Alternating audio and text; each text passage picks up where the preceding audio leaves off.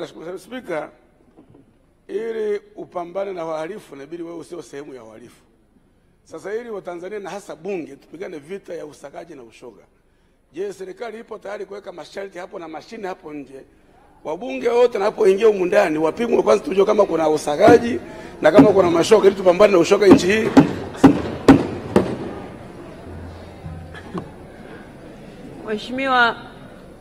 Mheshimiwa Waitara, hilo swali linaelekezwa kwa waziri au kwangu?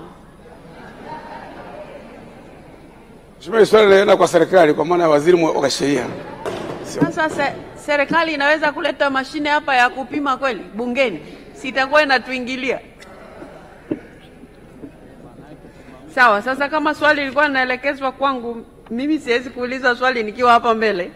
Kwa hiyo Mheshimiwa Waziri, pia hilo swali kwa kuwa halikuhusu wewe, kwa hiyo hilo sitakupa nafasi ya kulijibu.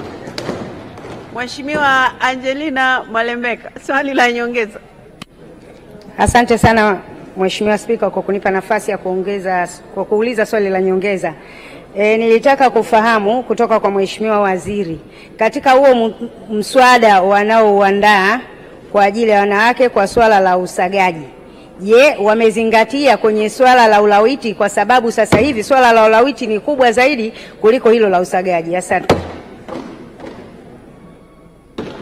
Waziri, majibu. Mheshimiwa Spika,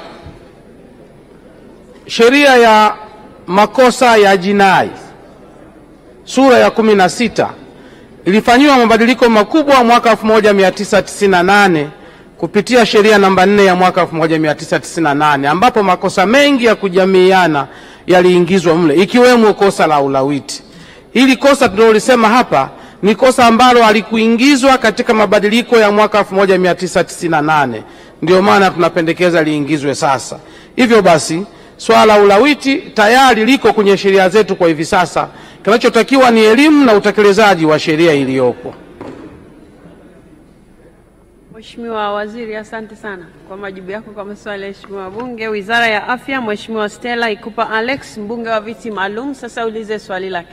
Swali la mbunge linauliza, je, upi mkakati wa serikali wa kutoa dawa bure kwa wagonjwa wa akili? Naibu Waziri Dr. Godwin Mollel anatoa maelezo ya majibu ya serikali.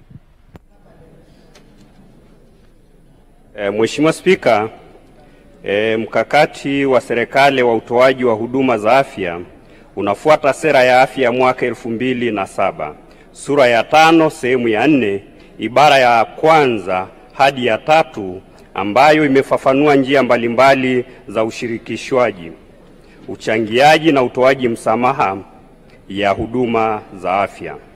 Sera inaelekeza wagonjwa wenye ugonjwa wa muda mrefu ikiwemo matatizo ya afya ya akili wanaweza kupatiwa msamaha wa huduma za matibabu kulingana na uwezo wa wagonjwa hao au watu wanaohudumia kupitia mifumo inayohusisha afisa ustawi wa hospitali husika na watendaji kutoka eneo ambalo mgonjwa anaishi. Mheshimiwa Spika, naomba kuwasilisha. Mheshimiwa Stella Ikupa Alex, swali la nyongeza. Mheshimiwa Spika, pamoja na majibu mazuri ya serikali, lakini njia zilizoelezwa kwenye jibu la msingi hazinufaishi walengwa ipasavyo. Nini kauli ya serikali kwa hili? Lakini pia Mheshimiwa Spika, kupitia bunge lako tukufu, serikali inaonaje ikawakumbusha maafisa ustawi kutekeleza haya ambayo yameelezwa kwenye jibu la msingi, kwa kuwa tayari tuna takwimu sahihi za watu wenye ulemavu? Mheshimiwa Spika, hali ya wagonjwa wa akili si nzuri, na hasa ikizingatia kwamba hawana uwezo wa kugharamia matibabu haya. Naomba kauli ya serikali. Mheshimiwa Naibu Waziri, majibu. Mheshimiwa Spika, naomba kujibu maswali mawili ya Mheshimiwa Stella Ikupa.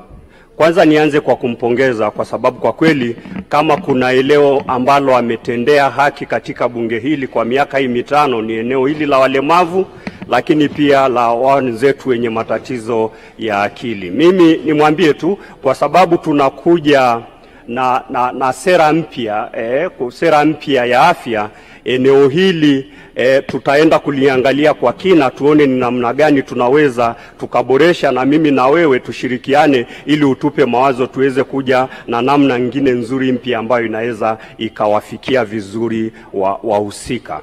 Lakini eneo la pili, swali lake la pili ni kwamba tunafanyaje ili niwaambieje ustawi wa jamii waweze kufanya kazi yao.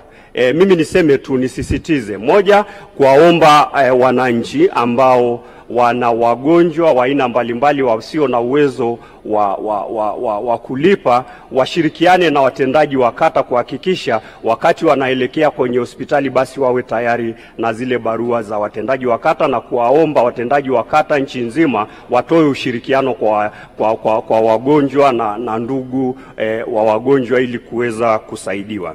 Ila ni mtoe tu wasiwasi dadangu Stella Ikupa, kwa mfano kwenye hospitali yetu ya Mirembe kwa mwaka huu tu serikali imepeleka kuanzia Juni 2024 mpaka sasa serikali imepeleka dawa zenye thamani ya bilioni 1.72, lakini zaidi ya dawa za milioni 800 zimetolewa kwa wagonjwa wenye matatizo kama hao ambao hawawezi kujilipia. Lakini ni kuhakikishia kwamba tutaendelea kuboresha, na ili eneo tunachukua tunaenda kulifanyia kazi ili kutizama kwa kina zaidi kuhakikisha tunaondoa matatizo unayoyasema.